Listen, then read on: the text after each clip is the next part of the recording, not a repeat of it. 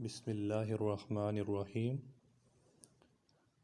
آج ہم آپ کو بتائیں گے کہ ایمان کے کتنے ارکان ہیں اور اسلام کے کتنے ارکان ہیں۔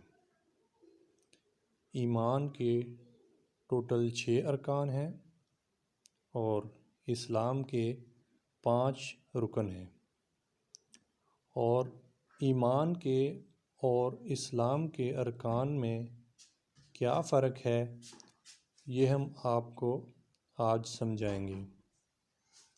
ایمان کے رکن سے مراد وہ ارکان ہیں، وہ 6 چیزیں ہیں کہ جس کے اوپر ہر مسلمان کو ایمان رکھنا چاہیے اور اس چیز پر یقین رکھنا چاہیے، وہ ایمان کے ارکان ہوں گے۔ اور اسلام کے ارکان وہ رکن ہوتے ہیں جو ایمان لانے کے بعد، مسلمان ہونے کے بعد مسلمان کے اوپر فرض ہوتے ہیں، وہ عمل جو مسلمان کو ایمان لانے کے بعد کرنے چاہیے، ان کو اسلام کے ارکان کہتے ہیں۔ ابھی ہم دیکھتے ہیں کہ ایمان کے 6 رکن کون سے ہیں۔ نمبر 1، اللہ تعالیٰ پر ایمان۔ نمبر 2، اللہ تعالیٰ کے ملائکہ یعنی کہ فرشتوں پر ایمان۔ نمبر 3، آسمانی کتب قرآن پاک اور اس سے پہلے اترنے والی جو کتابیں ہیں دوسرے نبیوں پر، ان پر ایمان۔